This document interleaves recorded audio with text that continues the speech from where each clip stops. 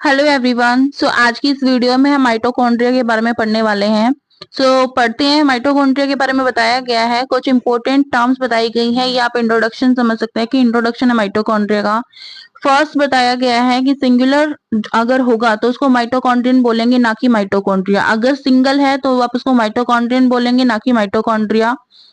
In Greek Greek language में जो है इनका नामकरण किया गया था, नामांकरण किया गया था, यानी कि जो इसका नेम दिया गया था, इसको कॉइन किया गया था, इसका नेम वो ग्रीक भाषा में किया गया था, ग्रीक लैंग्वेज में किया था, जिसमें माइटो का मतलब थ्रेड होता है और कॉन्ड्रियन जो है ग्रैन्यूल्स को बोला जाता है। Thread like appearance of this granules when examined under light microscope. तो अगर आप इनको लाइट माइक्रोस्कोप के लाइट जो माइक्रोस्कोप है उसके अंदर अगर आप इसको एग्जामिन करते हो तो आपको इसकी जो अपीयरेंस है वो थ्रेड लाइक ही दिखाई देगी। ठीक है, जिसमें ग्रैन्यूल्स, थ्रेड लाइक ग्रैन्यूल्स वाली जो है इनकी अपीयरेंस दिखाई देगी आपको। Discovered by Albert von Kolliker, ये इंपॉर्टेंट पॉइंट है कि इनकी जो डिस्कवरी की गई थी वो किन्होंने की है। तो ये 1850 में Albert von Killer, von Kolliker, sorry, इनका नाम एल्बर्ट वॉन कॉलिकर है, जिन्होंने डिस्कवरी की थी माइटोकॉन्ड्रिया की।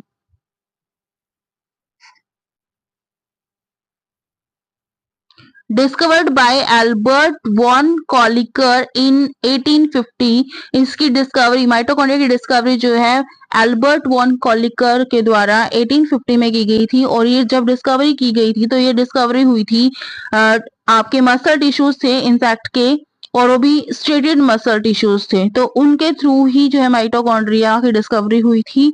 तो आप बता सकते हो, अगर आपसे पूछा जाए कि माइटोकॉन्ड्रिया की डिस्कवरी जो है क्या किस जो है टिश्यू से हुई थी, तो ये स्ट्रेटेड मसल टिश्यू था, और ये इंसेक्ट का स्ट्रेटेड मसल टिश्यू था, जिससे जो है माइटोकॉन्ड्रिया की डिस्कवरी की गई थी। Term coin by Carl Benda, और जो इसको नाम दिया गया है, जो माइटोकॉन्ड्रिया जो नाम दिया गया है वो एक साइंटिस्ट कार्ल वेंडा के द्वारा दिया गया है। तो दोनों ही साइंटिस्ट के नाम जो इंपॉर्टेंट है ये याद रखिएगा। माइटोकॉन्ड्रिया की डिस्कवरी 1850 में हुई है, और ये डिस्कवरी हुई है striated muscle tissues of insects की वजह से, और की है एल्बर्ट वॉन कॉलिकर ने। ये आपकी एक जो है ना थ्रेड लाइक अपीयरेंस होती है इसकी of this granules which examine when examined under light microscope. जब इनको माइक्रोस्कोप को जो है अंडर लाइट देखा गया ना, लाइट माइक्रोस्कोप देखा गया, तो ये थ्रेड लाइक अपीयरेंस दिखाई दी इनकी। और ये हम जाने गए हैं कि सिंगुलर होगा तो माइटोकॉन्ड्रियन बोला जाएगा। ग्रीक भाषा में इसका नाम रखा गया था, जिसमें माइटो का मतलब थ्रेड है और कॉन्ड्रियन का मतलब ग्रैन्यूल है। टर्म जो इसको दी गई थी, जो नाम दिया गया था, कार्ल बेंडर के द्वारा दिया गया था। नेक्स्ट पॉइंट देखते हैं हमारा क्या है। नेक्स्ट हमें यहाँ पर डायग्राम दिखाया गया है, detail structure of the mitochondrion. अब देखिए इसमें दिखाया गया है, आपको एक बार देख लेते हैं। जो माइटोकॉन्ड्रिया होता है इसका आउटर मेम्ब्रेन होता है, बाहर वाली जो मेम्ब्रेन होगी आपको दिखाई दे रही होगी, यहाँ पर दिखाई गई है। इनर मेम्ब्रेन होती है। इनर और आउटर मेम्ब्रेन के बीच में इंटर मेम्ब्रेन स्पेस होता है present.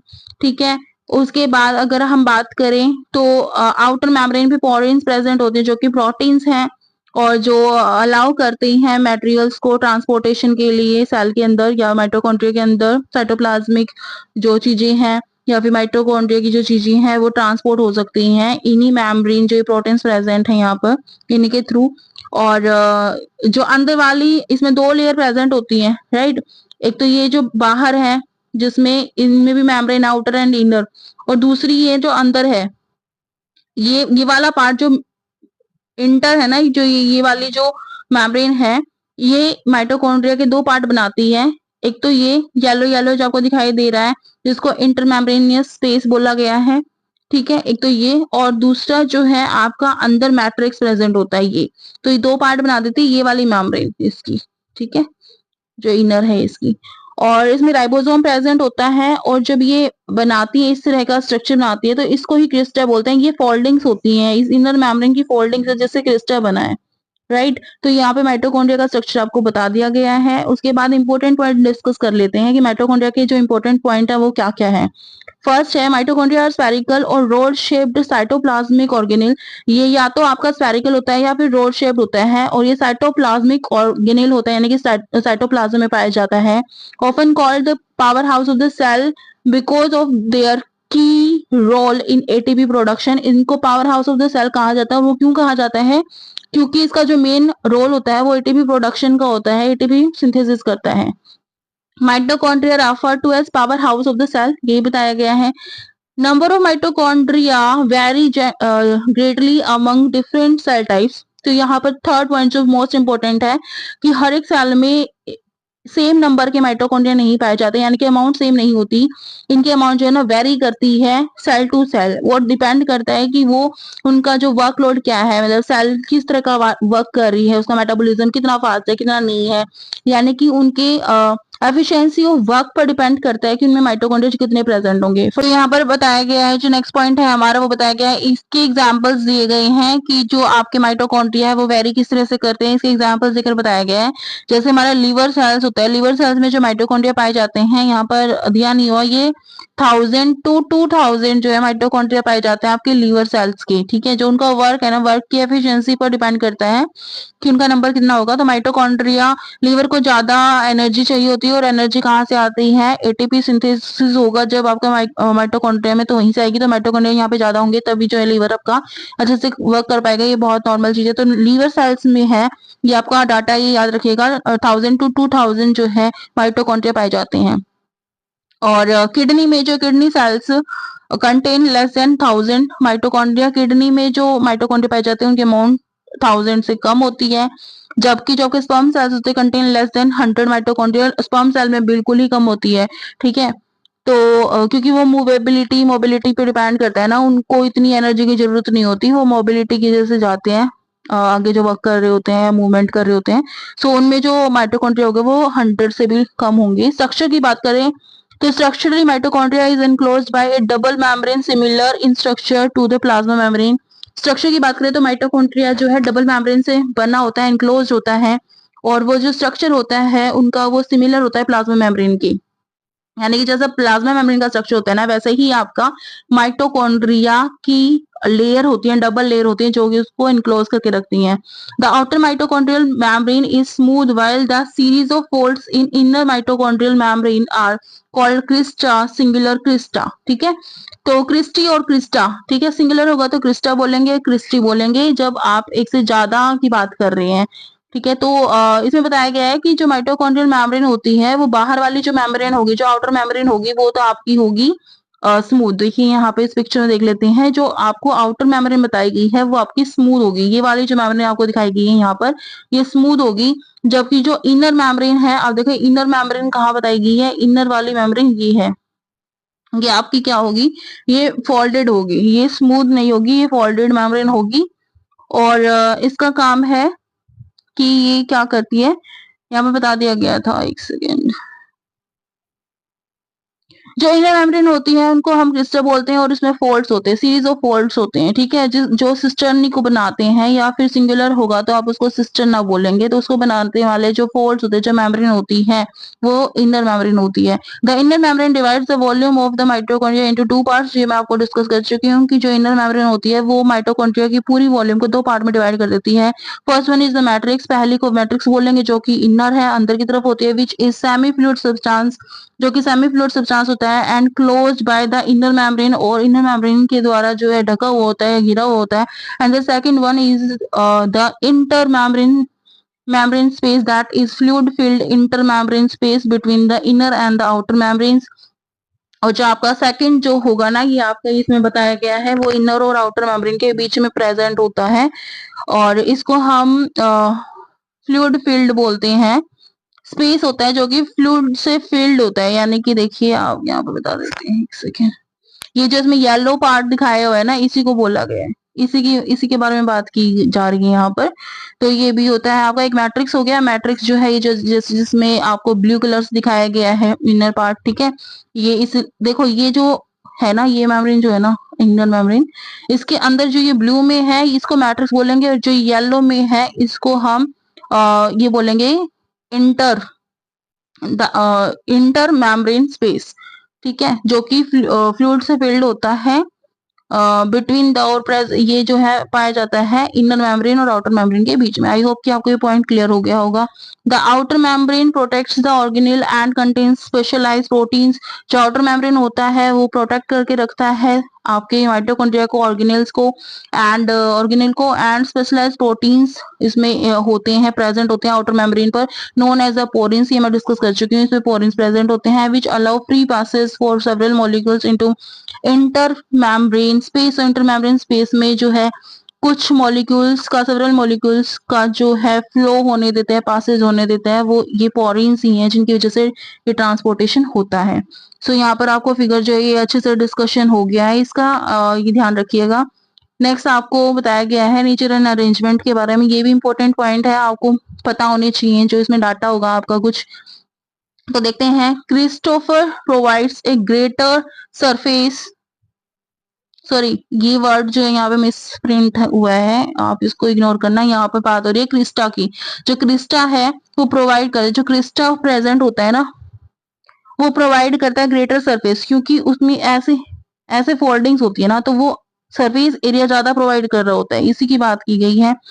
To the inner membrane, ignore it please, inner membrane which is also the site of chemical reaction. ठीक है, इनर मेम्ब्रेन को जो है ज्यादा स्पेस प्रदान करता है ये क्रिस्टा की वजह से ये जो है सरफेस एरिया ज्यादा हो जाता है, जो जिसके जहां पर ये कुछ केमिकल रिएक्शंस होती हैं। In matrix intermembrane space as well as the double membrane of the mitochondria comprises a variety of enzymes and are engaged in various metabolic functions of the cell। तो metabolic functions of the cell में work करते हैं सभी चीजें, matrix भी करता है, inter membrane space भी करता है और डबल मेम्ब्रेन भी करती है माइटोकॉन्ड्रिया की। तो ये सारे कुछ एंजाइम कैरी करते हैं जो कि मेटाबॉलिक फंक्शंस में पार्टिसिपेट करते हैं। Matrix contain enzymes of the Krebs cycle. Matrix में जो एंजाइम्स होते हैं वो क्रेब्स साइकिल में काम आते हैं, क्रेब्स साइकिल के एंजाइम्स होते हैं। और ट्राई कार्बोक्सिलिक एसिड साइकिल भी बोलोगे, जिसको आप टीसीए बोलेंगे, as well as salt and water.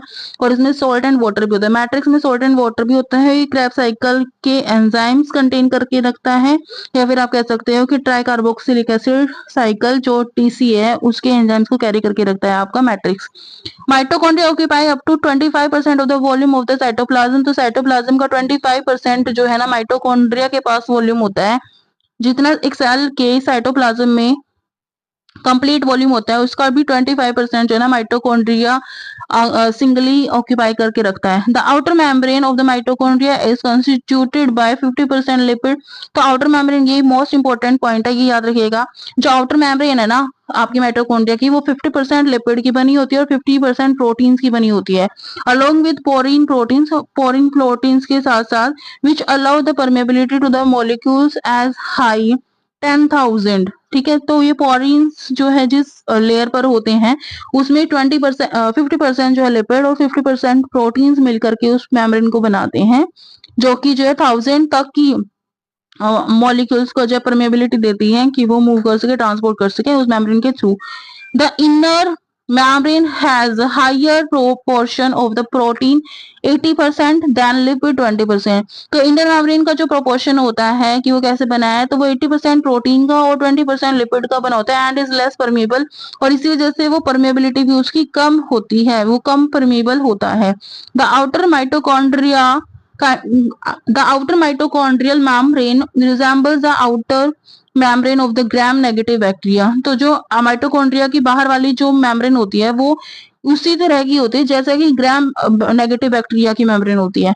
The inner membrane of the mitochondria is arranged in the series of the folding called Crysta. जो इनर मेम्ब्रेन होती है वो माइटोकॉन्ड्रिया की, वो आपकी फोल्डिंग के रूप में जो अरेंज होती है और इसी को हम क्रिस्टा बोलते हैं। Mitochondria are semi autonomous organelle and contain their own genetic material. तो आप सभी जानते हैं ये सेमी ऑटोनोमस ऑर्गेनिल होता है और ये खुद का जेनेटिक मटेरियल कैरी करके रखता है। Mitochondria contain 70s ribosomes and some circular DNA molecules in their matrix. तो माइटोकॉन्ड्रिया में 70 राइबोसोम्स होते हैं और जो डीएनए मॉलिक्यूल्स होते हैं वो उनकी मैट्रिक्स में पाए जाते हैं जो कि सर्कुलर डीएनए होंगे, ठीक है, और ये कुछ मात्रा में पाए जाते हैं। Mitochondria have the machinery for application transcription and translocation. तो आप ये आप सभी जानते हैं कि रेप्लिकेशन, ट्रांसक्रिप्शन एंड ट्रांसलेशन जो है ये सारी प्रोसेस जो है माइटोकॉन्ड्रिया कराता है। तो इसके पास ये मशीनरी प्रेजेंट है। तो ये इंपॉर्टेंट पॉइंट है, ये आप याद रखिएगा माइटोकॉन्ड्रिया के बारे में। अगर कोई भी क्वेश्चन माइटोकॉन्ड्रिया से रिलेटेड आता है और अगर आप ये आप पॉइंट वहां पर लिखते हैं या बताते हैं तो आपका जो है कोई मार्क नहीं कटेगा और जो है क्वेश्चन में अच्छे से अटेम्प्ट हो जाएगा। तो मेटाबॉलिक फंक्शंस के बारे में जान लेते हैं कि माइटोकॉन्ड्रिया के मेटाबॉलिक फंक्शंस क्या है। The energy producing phases of the carbohydrate and fat metabolism called the cellular respiration. तो मेटाबॉलिक फंक्शन सबसे पहला ये है कि ये सेलुलर रेस्पिरेशन में वर्क करता है, ठीक है, और क्योंकि इसमें एनर्जी प्रोड्यूसिंग होती है, कार्बोहाइड्रेट एंड फैट के मेटाबॉलिज्म से एनर्जी इनको मिलती है। ATP synthesis which provides usable cellular energy to the cell. और इसमें एटीपी सिंथेसिस होती है जिसकी वजह से जो सेलुलर एनर्जी होती है वो सेल को मिलती है। Porphyrin synthesis. पोरफायरिन जो है एक तरह का प्रोटीन होता है। प्रोटीन कैरी ऑक्सीजन, एक ऐसा प्रोटीन जो कि ऑक्सीजन को कैरी करके ले जाता है। ये हमारे ब्लड सेल्स में भी पाया जाता है। Which is related to the oxygen production, और ये रिलेटेड होता है इसी पोरफायरिन सिंथेसिस जो है होगा तो ही ऑक्सीजन का प्रोडक्शन भी होगा और ऑक्सीजन ट्रांसपोर्ट भी होगा। इसके अलावा ऑक्सीजन का यूज भी अच्छे से कर पाएगी बॉडी।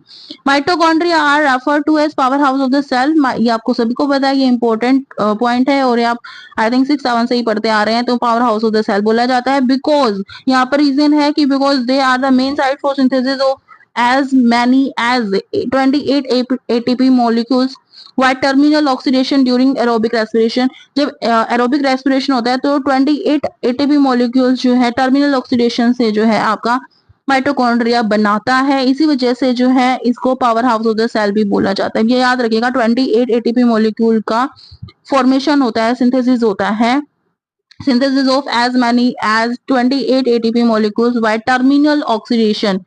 ये टर्मिनल ऑक्सीडेशन से बनता है ड्यूरिंग एरोबिक रेस्पिरेशन, जब एरोबिक रेस्पिरेशन हो रही होगी। तो ये आपके मेटाबॉलिक फंक्शन से आपके माइटोकॉन्ड्रिया के। आई होप कि आपको ये वीडियो पसंद आएगी और ये टॉपिक जो आपको इन्फॉर्मेशन यहाँ से मिली है ये आपके लिए यूजफुल रहेगी। सो अगर आपको ये वीडियो पसंद आए तो इसको लाइक करिएगा, शेयर करिएगा अपने दोस्तों के साथ और चैनल को सब्सक्राइब कर लीजिएगा। Thank you so much for watching. Thank you friends.